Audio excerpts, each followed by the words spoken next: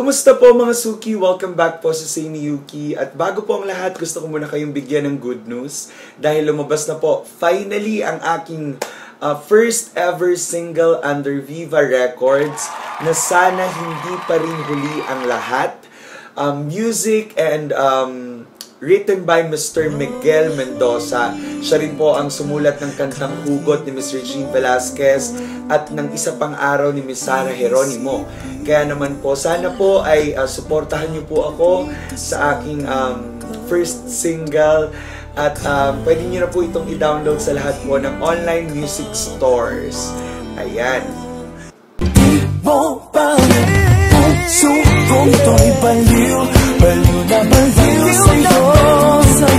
At kung bago naman po kayo sa aking YouTube channel, huwag niyo pong kalimutan i-click ang subscribe button at i-click niyo na rin po ang notification bell para ma-notify kayo pag meron ako mga bagong video uploads. And of course, you can also follow me in my social media accounts, Facebook, Twitter, and Instagram. Ayan mga Suki, bago po ang magpatuloy ang Say ni Yuki, gusto ko muna pong batiin kayo ng happy 5,400 or 5,500 subscribers po sa aking YouTube channel at sa inyo na patuloy na nagmamahal at sumusuporta sa aking mga ginagawang vlogs. Kaya naman po dahil espesyal kayo sa akin at na-miss ko po kayo, mamimigay po ako ng gift certificate from Nail Cocktail Spa Tomas Morato. Mamimigay po ako ng 1, 2, 3, 4, 5, 6 po na worth 500 pesos na gift cert. So pipiliin ko po yan sa mga best comment dito sa videong ito. Kaya naman mga Suki, mag-comment kayo ha. Okay, so tuloy na tayo. Ang gagawin ko po ng reaction video ay ang live performance ng nag-iisang Asia's Queen of Pop, Miss Sarah Geronimo, sa ASAP Natin To stage last Sunday. Ito po ay ang kanyang cover ng kantang Di Na Muli, na version ni Miss Janine Teñoso. Kaya naman wag na po natin patagalin dahil excited na rin ako mapanood kung ano nga ba ang mga ginawa ni Queen SG sa kantang ito. Kaya naman samahan niyo ako at bago yan, shout out po sa lahat ng popsters na patuloy na nagmamahal at sumusuporta sa aking reaction videos. Game!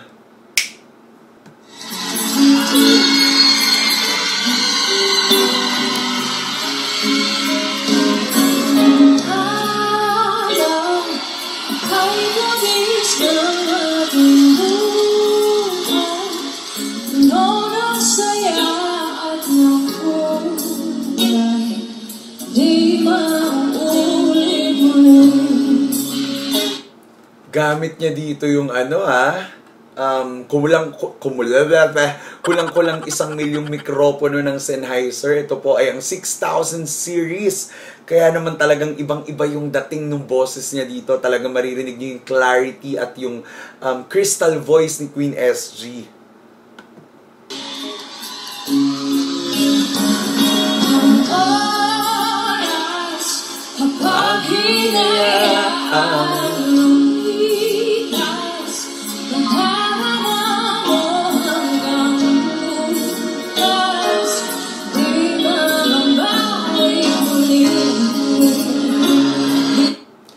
Kung mapapansin nyo po yung ginagamit na technique ni Sarah talaga every time na inaabot niya yung mga low notes, maririnig nyo talaga yung pagkaswag ng boses niya na parang may angas at may halong landi.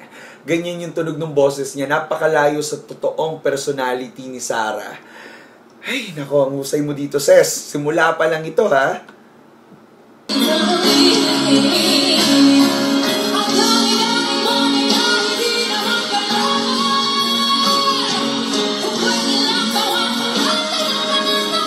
Woo! Grabe yung high notes!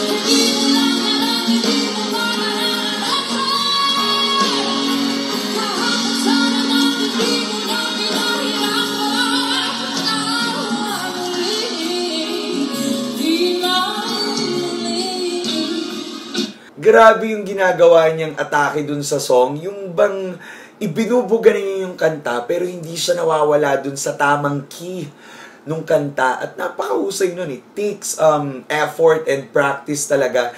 Talagang napakalinaw ng tenga ni Sars. Hindi ko lang napapansin kung naka-in-ear siya dito or hindi eh. Pero on point yung bawat land ng notes. Kaya naman, nalika, tuloy natin to.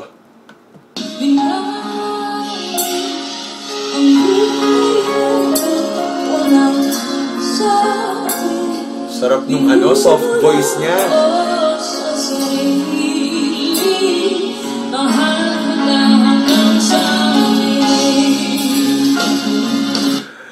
Kung narinig niyo po dun mga suki sa part na yun, yung mahagit hanggang sa huli, medyo tunog nasal talaga siya. And hindi ako against sa mga gumagamit ng ganitong klaseng technique. Pero kung mapapansin niyo, ito si Sarah, alam na alam niya kung saan niya ilalagay yung ganong klaseng tunog ng kanyang boses. At hindi ito masagwa o pangit pakinggan kung hindi tamang-tama lang dun sa texture nung melody ng kanta.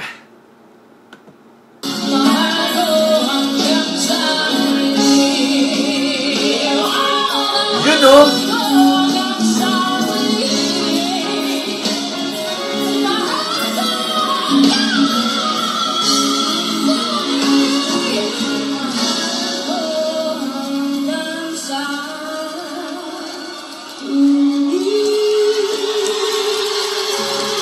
Grabe to!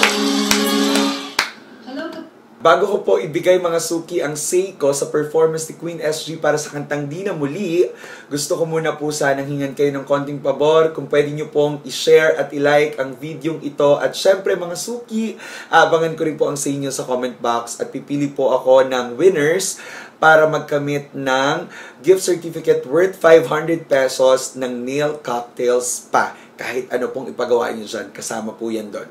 Kaya naman, ayan, ang say ko po sa performance ni Queen SG ay suabe.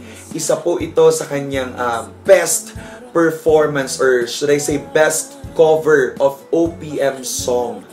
At grabe yung clarity ng kanyang boses dito sa kantang ito. At talagang napapansin ko sa kanya every week na bumabalik ng bumabalik yung Sarah na boses na parang pinahinga.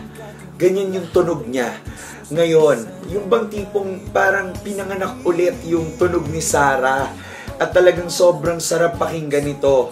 At isa pang napansin ko sa kanya, doon sa last chorus ng song, napakahirap po nung ginawa ni Sarang Bale. Dahil po yung binali niyang part ng song ay yung money note.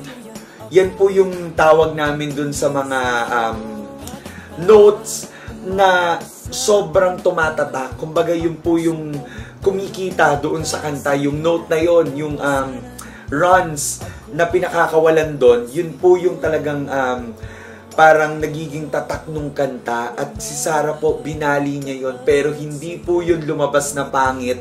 Kung hindi, naging Sarah Geronimo na version talaga. Yung naging atake niya doon sa money note na yon. At mind you mga suki, ang hirap po nung ginawa niyang bali na yon. At para mag-land ito ng tama doon sa next na note, talaga namang napakahusay mo, sis. At nakaka-proud po na maging isang Team Sarah. Dahil itong coach na ito ay talagang ipagmamalaki ko mula noon at hanggang ngayon at sa mga susunod pa na panahon. At bago po matapos ang video ito, gusto ko rin po magpasalamat sa ABS-CBN Entertainment YouTube channel for uploading this video. At dahil dyan nakakagawa po ako ng mga reaction videos. At sana wag niyo na po i-block ito sa YouTube dahil ito po ay reaction lang naman. Kaya naman mga suki, maraming salamat po sa pagsama na naman sa akin sa isang episode ng Sing Yuki. At sana po ay meron akong na-i-share sa inyo at meron din po kayong natutunan. Hanggang sa susunod po, God bless you all at mahal ko po kayo.